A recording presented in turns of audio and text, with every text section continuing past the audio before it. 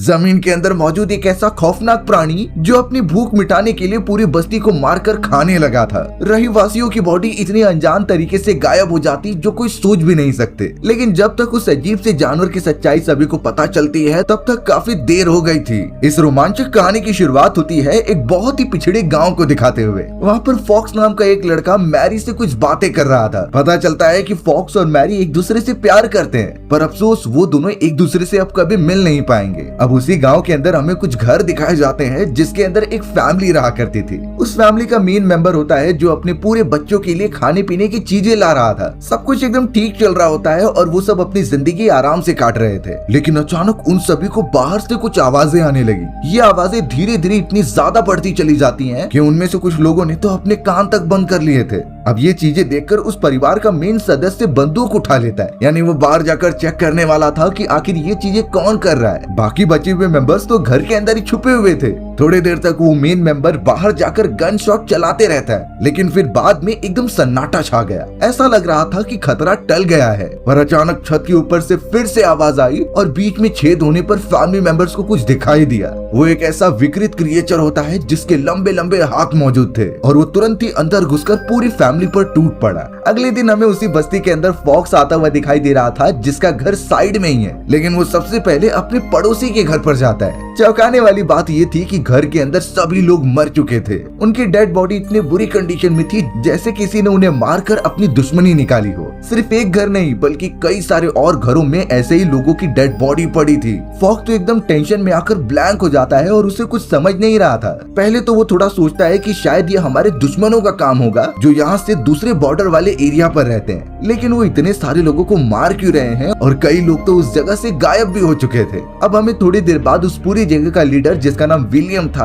अपनी फैमिली के साथ दिखाया जाता है। वो तो उन सभी के साथ वेकेशन पर आया था और एक पेड़ के नीचे खाने पीने का इंतजाम करता है, लेकिन तभी उसे दूरी से एक आदमी आता हुआ दिखाई देता है जो घोड़े पर सवार था। विलियम पहले तो चौकन्ना हो गया कि कहीं ये दुश्मन तो नहीं है, लेकिन जब वो पास आया तो पता चला कि ये फॉर्ज है। फॉर्ज ने तो एक लेटर निकाला और उससे पढ़कर विलियम को सुनाया। उसमें साफ लिखा था कि कुछ ऐसे ग्रुप हैं जो हम पर हमला करना चाहते हैं और जमीन में कुछ ऐसी खतरनाक चीज है जिसका जवाब उनके पास नहीं है। विलियम एज अ लीडर इस चीज को सीरियसली लेता है और तुरंत ही अपनी वेकेशन कैंसिल करके रहीवासियों के पास चला जाता है। सभी इस घटना के बाद एकदम डर से गए थे क्योंकि जो हालत स्टुअर्ट और उसके फैमिली की हुई पता चला कि वो उनके साथ भी हो जाए। इसीलिए कई मेंबर्स तो उनकी बस्तियां भी छोड़कर चले गए थे, लेकिन उन्हें अपने दुश्मनों से अब बदला लेना होगा और अपने पकड़े गए रहीवासियों को भी छुड़ाना होगा। तुरंत ही एक मिशन कंटिन्यू किया जाता है जिसमें बस्ती के कई सारे लोग शामिल हो रहे थे, यानी उनका एक परफेक्ट ग्रुप बन चुका था जो इस पर इन्वेस्टिगेशन करेंगे और जो भी चीजें जमीन के अंदर चेंजेस हो रही हैं उसके तह तक जाएंगे।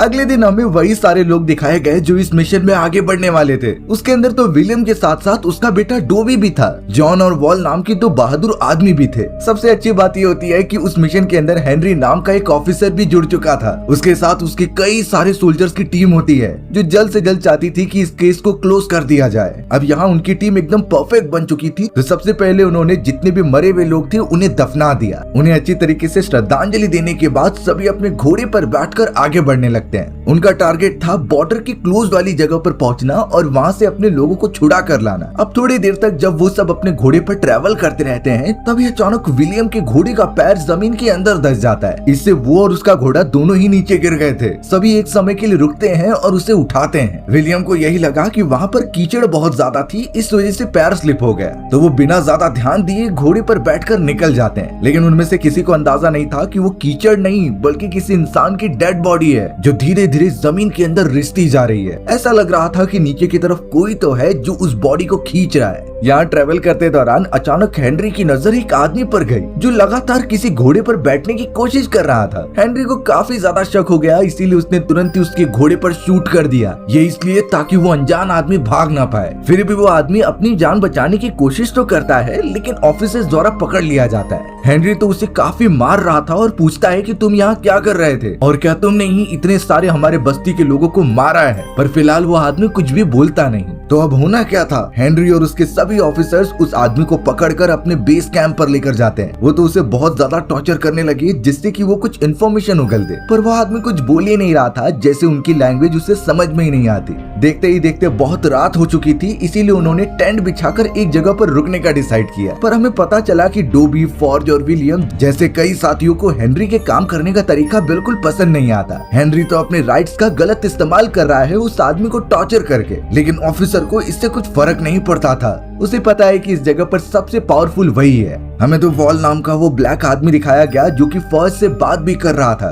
दोनों एक दूसरे के साथ शेयर करते हैं कि एक्चुअल लाइफ में वो क्या काम करते हैं। पता चला कि वॉल हेनरी नाम के उस ऑफिसर का शेफ है, यानी वो उसके लिए खाना बनाता है। वॉल को शहर में उसके कलर और रंग के कारण काम नहीं मिला, इसीलिए वो यहाँ पर आकर ऑफिसर के लिए काम करता है। फर्ज तो काफी निराश हो रहा था कि शहर में भी इस तरीके के कलर डिस्क्रिमिनेशन होते हैं। फर्ज ने भी अपने सबसे पहले प्यार मैरी के बारे में बताया, जिसका एक से ब्रोच ही उसके पास मौजूद है। लेकिन मैरी आखिरकार कहाँ चली गई इसके बारे में फर्ज नहीं बताता। यहाँ ऑफिसर के उस साथियों ने अनजान आदमी को मारकर बाहर बांध दिया था। वो तो दर्द के मारे काफी चिल्ला रहा होता है। तब जाकर वॉल उसे खाना खाने के लिए देने चला जाता है, जो कि हेनरी को अच्छा नहीं लगता। लेकिन फर्ज यहाँ पर हेनरी के अगेंस्ट होता है और दोनों में तो लड़ाई भी होने लगी थी, पर सही समय पर विलियम उस जगह पहुंचकर उन्हें छुड़ा देता है। अब यहाँ उन सभी के सोने का समय हो चुका था, तो हेनरी ने अपने कुछ साथियों को वहाँ पर खड़ा किया जो टेंट के चारों तरफ नजर रखेंगे और अगर किसी पर भी शक हुआ तो उन पर शूट करने की पूरी अनुमति दे दी थी उसने। यानी यहाँ पर भी ऑफिसर हेनरी एकदम बेरहम हो चुका था। बाकी मेंबर सोने के लिए चले जाते हैं और कुछ ऑफिसर्स आसपास पहरा दे रहे थे। तभी अचानक एक ऑफिसर को कुछ आवाज सुनाई दी।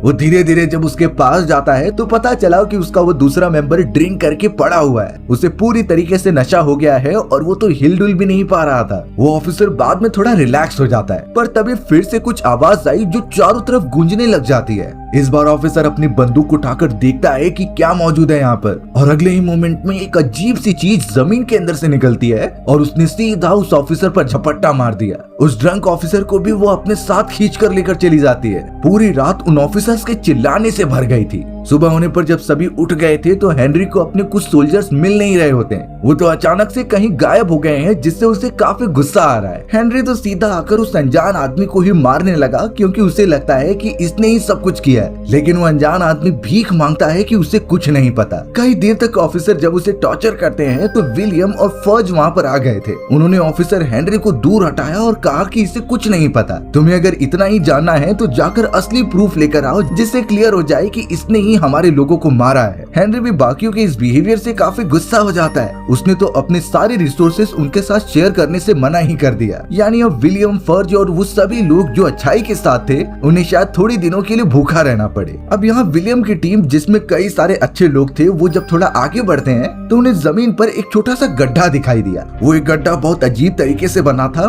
और सेम इसी तरीके का पैटर्न उन्हें अपने बस्ती में दिखा था जब वहाँ फैमिली के साथ वो हादसा हुआ था। जरूर इसका कुछ न कुछ तो रिलेशन है। इसी वजह से विलियम, फर्ज, डोबी और जॉन निकल पड़े थे अपने मिशन पर। यानी वो अलग अलग होकर इन सारे क्लूज का पता लगाएंगे। उन्होंने तो अपने साथ घोड़े और कई सारी रिसोर्सेस ले लिए थे ताकि आगे उन्हें कुछ परेशानी ना हो। फिलहाल तो उन्हें कुछ नहीं मिलता, इसीलिए रात के समय वो एक जगह पर रुक जाते हैं। पर जैसे ही वो अपना सामान बाहर निकाल रहे थे, उन्हें कुछ आवाज सुनाई दी। सभी एकदम चौकन्ना होकर उसकी तरफ गन पॉइंट करते हैं, लेकिन फिर बाद में पता चला ये तो वॉल है। यानी वॉल हेनरी की टीम को छोड़कर उनके पास आ चुका है। विलियम की टीम उसे एक्सेप्ट कर लेती है और सुबह होते ही वो निकल पड़े थे अपनी जर्नी पर। कई जगहों पर उन्हें जमीन पर वही गड्ढे दिखाई दे रहे थे, यानी वो सही डायरेक्शन में बढ़ रहे हैं। और उन सभी को बिल्कुल नहीं अंदाजा कि उनका मुकाबला किससे होने जा रहा है। धूप बहुत ज्यादा तेज थी, इसीलिए सभी लोग बैठकर थोड़ा टाइम पास करते हैं। डोबी तो कई सारे स्टोन्स यहाँ से वहाँ मार रहा था और उन्हीं में से एक स्टोन पेड़ के पास चला जाता है। जब वो पेड़ के पास पहुंचा स्टोन उठाने के लिए, तो वहाँ पर उसे किसी के ब्लॉन्ड हेयर्स दिखाई दिए जो जमीन में से निकल रहे थे। वो हेयर जब वो निकालने की कोशिश करता है तो पता चला कि वहाँ पर कोई तो मौजूद है। डोबी सभी को वहाँ पर बुलाता है और वो अच्छी तरीके से चेक कर रहे थे। जब थोड़ी मिट्टी हटाई गई तो सभी के सभी दंग रह गए, क्योंकि वहाँ किसी की लेडी की आंखें दिखाई जाती हैं, जिस पर सूर्य की रोशनी पड़ते ही वो छोटी हो गई थी। यानी जमीन के अंदर एक जिंदा लेडी को दफना दिया गया है। आखिर ये कैसे पॉसिबल हो सकता है, उनमें से किसी को नहीं समझ रहा था। पर फिलहाल वो उस लेडी को जैसे तैसे जमीन में से निकालते हैं। फिलहाल तो उस लेडी की बॉडी रिएक्ट नहीं कर रही थी, लेकिन कहीं कहीं पर देखकर लगता है कि वो जिंदा है। अब विलियम ने डिसाइड किया कि वो इसे अपने साथ साथ लेकर जाएंगे ताकि कुछ पता लगा सके। कई लोगों को तो डर भी लग रहा था कि ये कहीं काला जादू तो नहीं है, पर विलियम प्रोसेस पर भरोसा रखने के लिए कहता है। उन्होंने उस अधमरी लेडी के ऊपर एक कैप रख दिया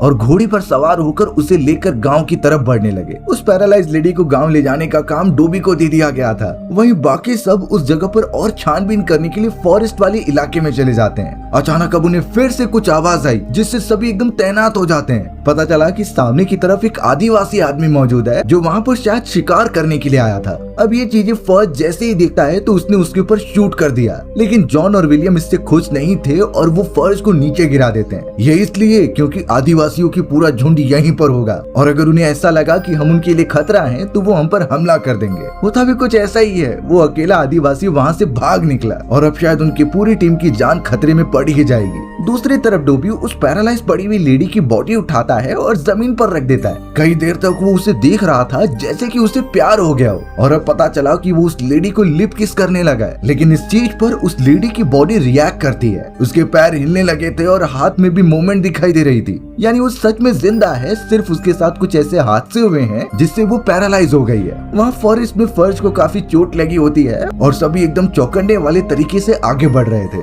फिर भी यहाँ उन सभी को फॉरेस्ट वाले रास्ते से ही आगे बढ़ना था क्योंकि उसके अलावा कोई निकलने का वे ही नहीं होता। अब तो उन्हें आदिवासियों की भी आवाजें सुनाई देने लग गई थी जैसे उनका ग्रुप पास आ रहा है। वो सब बिल्कुल भी नहीं सोच पा रहे थे कि हमला किस तरीके से होगा। तुरंत ही अब वहाँ पर जितने भी आदिवासी थे जो अपनी कॉलोनी को प्रोटेक्ट करना चाहते हैं, उन्होंने अपने बनाए गए हथियार से हमला करना स्टार्ट किया। पहली गोली सीधा आकर जॉन के गले पर लगती है और वो गिरकर मर जाता है। बेचारे उन घोड़ों पर भी हमला किया गया जिसमें वॉल का घोड़ा उसके ऊपर ही गिर गया था। वॉल के पैर पर बहुत ज्यादा चोट लगती है। विलियम और फर्ज जैसे तैसे वहाँ से निकलते हैं और वॉल को बचाते हैं। उन्होंने भी पलटवार तो कर दिया था लेकिन ये साफ है कि इसका कोई रिजल्ट नहीं। वो आदिवासियों के सामने नहीं टिक पाएंगे। जॉन मर चुका था, इसीलिए वो तीनों कैसे भी करके साइड में चले जाते हैं। उन्होंने तो मरने की भी एक्टिंग की लेकिन इससे कुछ होता नहीं। लेकिन अगर कभी ऐसी कंडीशन में हम फंस जाएं जहां फॉरेस्ट के अंदर कई आदिवासी आ चुके हैं, वो समझ रहे हैं कि आप उनके दुश्मन हैं, तो फिर हम जान कैसे बचाएंगे? ये टेक्निक तो पता होनी चाहिए। सबसे पहले उन आदिवासियों को ये विश्वास दिलाना होगा कि वो उनके दुश्मन नहीं है। अब कोई भी बाहर की कॉलोनी वाले अगर आदिवासियों के एरिया में घुसेंगे तो वो गुस्सा होंगे ही। आदिवासियों को ऐसा लगता था कि ये हमारी कॉलोनी पर कब्जा करने आया है, क्योंकि पूरे वाइल्ड लाइफ में ऐसा ही होता है। एक जानवर दूसरे जानवर का शिकार करता था अपना पेट भरने के लिए भी और अपनी पूरी कॉलोनी को उनसे प्रोटेक्ट करने के लिए भी। भले ही आप आदिवासियों का लैंग्वेज नहीं जानते हो,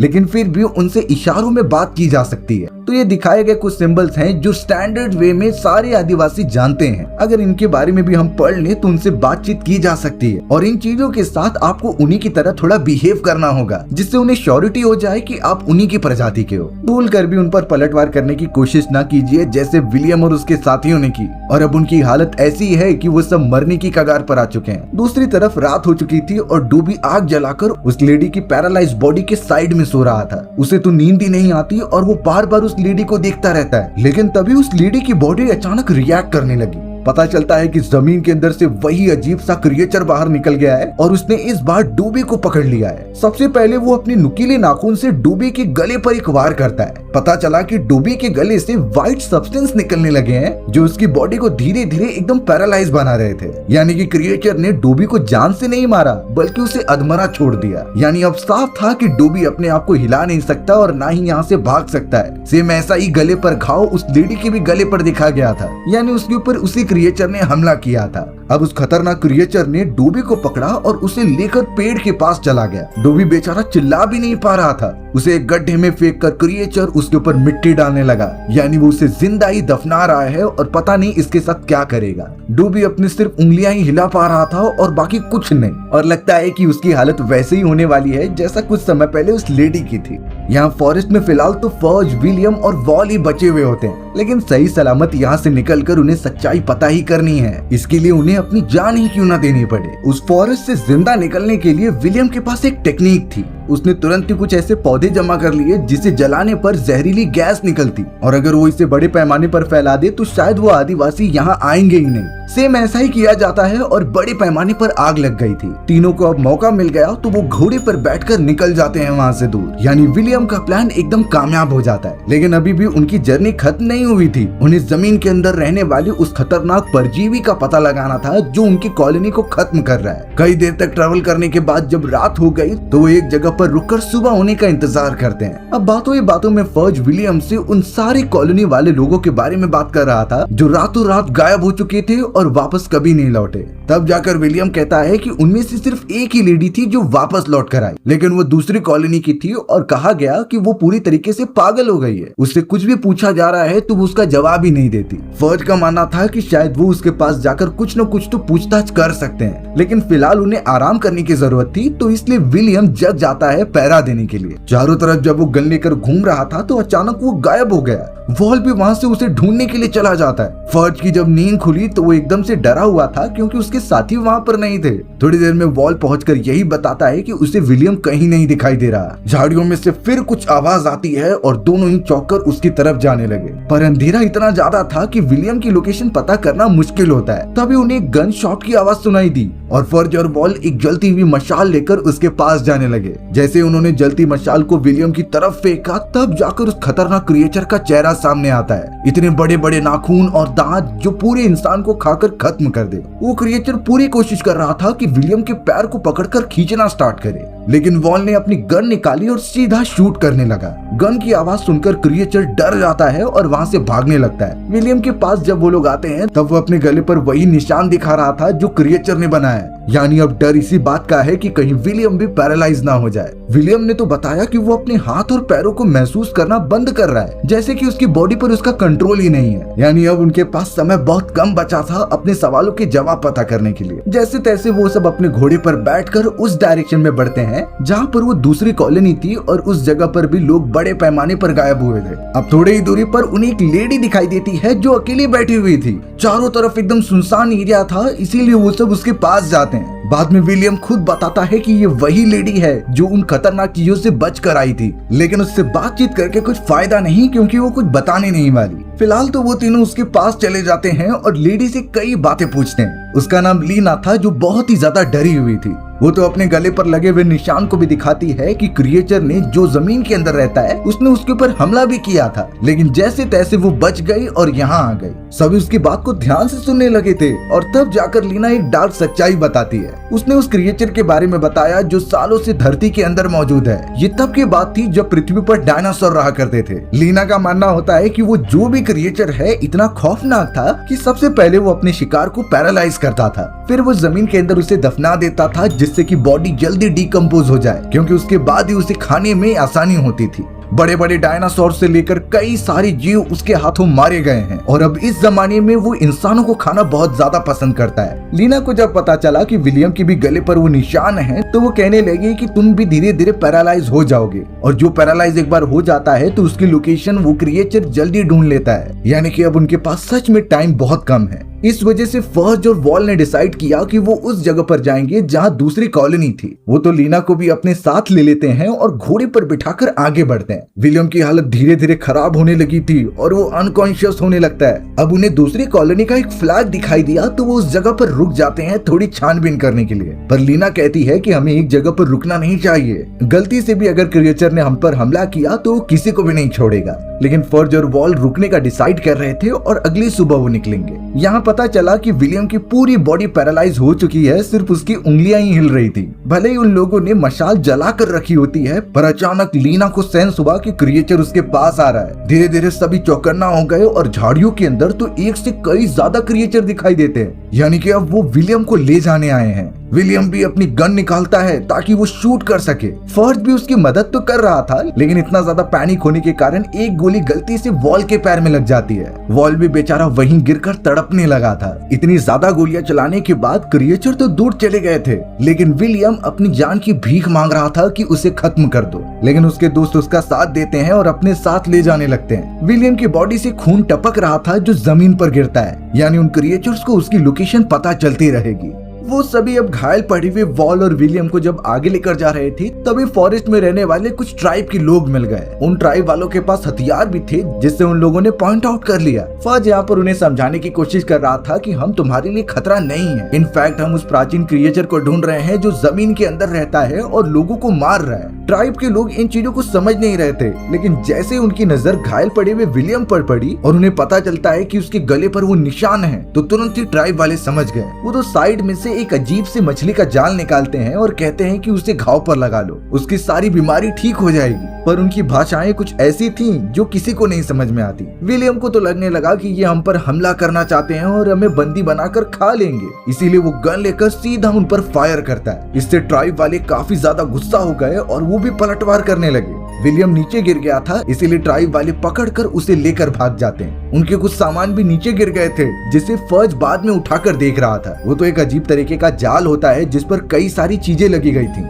जैसे ही फौज की नजर उस बैच पर पड़ी जो उसने मैरी को दिया था, तब जाकर वो एकदम दंग रह जाता है, क्योंकि उसे इतना अंदाजा लग चुका था कि शायद उसकी गर्लफ्रेंड मैरी मर चुकी होगी। उसे काफी ज्यादा गुस्सा आता है और उसे बदला लेना था, तो फौज अकेले ही निकल पड़ा गन लेकर फॉरेस्ट में कुछ आवाजों का पीछा करते हुए। सबसे पहले उसकी मुलाकात तो ट्राइब के एक आदमी से होती है जो उस पर टूट पड़ा, लेकिन फौज के हाथ में जो गन थी उससे वो उसे घायल करके साइड में कर देता है। जोर से किसी के चिल्लाने की आवाज आती है तो फर्ज वहां चला गया। पता चला विलियम उस जगह पर मौजूद है और उसका चेहरा तो एकदम बेकार बन गया है। विलियम घायल अवस्था में यही कहता है कि उन लोगों ने मुझे कोई लिक्विड पिलाई, ये एक ऐसा लिक्विड है जिससे उसे बेहोशी हो रही है। पर अचानक विलियम ने फौज की गन उठाई और सीधा फायर करने लगा। एक गोली तो गलती से फौज को लग जाती है और बाद में पता चला कि उस जगह पर एक और आदमी हमला करने आ रहा था। पर अफसोस की बात ये होती है कि इतनी आवाज सुनकर जमीन में मौजूद वो सारे क्रिएचर एक्टिव हो जाते हैं। वहाँ पर अब सिर्फ एक नहीं बल्कि कई सारी तादाद में क्रिएचर जमा होने लगे थे। फर्स्ट तो उस जगह से निकलने की कोशिश करता है, लेकिन वहाँ पड़े हुए एक जाल के अंदर उसका पैर फंस गया। बेचारा वहाँ से हिल भी नहीं सकता। हर एक क्रिएचर जो इतना खौफनाक था वो घायल पड़े हुए विलियम के पास आते हैं और उसकी बॉडी के टुकड़े करके खाने लग जाते हैं। यानी कि अब विलियम को बचाना एकदम से नामुमकिन है। एक क्रिएचर तो खून की सुगंध सूंघते हुए फौज के पास बढ़ता है। फौज बेचारा पीछे तो हटने की कोशिश कर रहा था, लेकिन उसका एक हाथ फिर एक जाल के अंदर फंस जाता है। पर वो ऐसे तो नहीं मरने वाला था, इसीलिए वो जाल को उठाकर उन क्रिएचर को मारने लगा। क्रिएचर्स इतने ज्यादा खौफनाक बन चुके थे कि अब वो डायरेक्टली हमला करते हैं, जबकि उनका मेन अटैक था कि दुश्मनों को पैरालाइज करके उसे बाद में तड़पा कर मारना। वहाँ विलियम की पूरी बॉडी अलग अलग भागों में बट गई थी, यानी वो कब का मर चुका होता है। लेकिन फौज हार नहीं मानता और जो भी उसके हाथ में आ रहा था वो उससे मारते जाता है। वहाँ पर कई नुकीली लकड़ियां रखी गई थी, तो वो उसे उठाकर क्रिएचर की बॉडी में घुसा देता है। एक को वो मार रहा था तो जमीन से दूसरा निकल जाता है, यानी इन क्रिएचर्स की तादाद कभी भी कम नहीं होने वाली। एंडिंग तक फौज जितनी भी उसके अंदर जान बची हुई थी वो उनसे लड़ता रहा। विलियम के पास जाकर जब वो उसका पैर पकड़ता है तो पैर टूटकर उसके हाथ में आ गया था, लेकिन फिर भी वो विलियम को अपने साथ लेकर जाना चाहता है। फौज ने तो अकेले इतने सारे क्रिएचर को मार दिया था और अच्छी बात ये हुई कि दिन का समय हो जाता है। सूर्य की रोशनी जैसे ही क्रिएचर के बॉडी पर पड़ती है तो वो जलने लगे थे। यही रीजन की वजह से वो ज्यादा टाइम जमीन के अंदर रहते हैं। फौज बेचारा विलियम की बॉडी को एक जगह रखता है और अपने बाकी दोनों साथियों के पास आता है। फौज ने लीना और वॉल दोनों को ही सब कुछ बता दिया कि उसके साथ क्या हुआ था, लेकिन अब वो पूरी तरीके से समझ गया है कि क्रिएचर्स को कैसे खत्म कर सकते हैं। शायद वो अपनी बची हुई टीम के साथ और भी अच्छा प्लान लेकर आएगा उन्हें खत्म करने के लिए। पर फिलहाल हमारी कहानी यहीं पर एंड हो जाती है। सो व्यूअर्स, अगर आपको मेरा नरेशन 1% भी अच्छा लगा होगा ना, तो वीडियो को लाइक एंड चैनल को सब्सक्राइब जरूर कर देना। मिलते हैं इसी तरीके की मजेदार वीडियोस में, तब तक के लिए बाय बाय।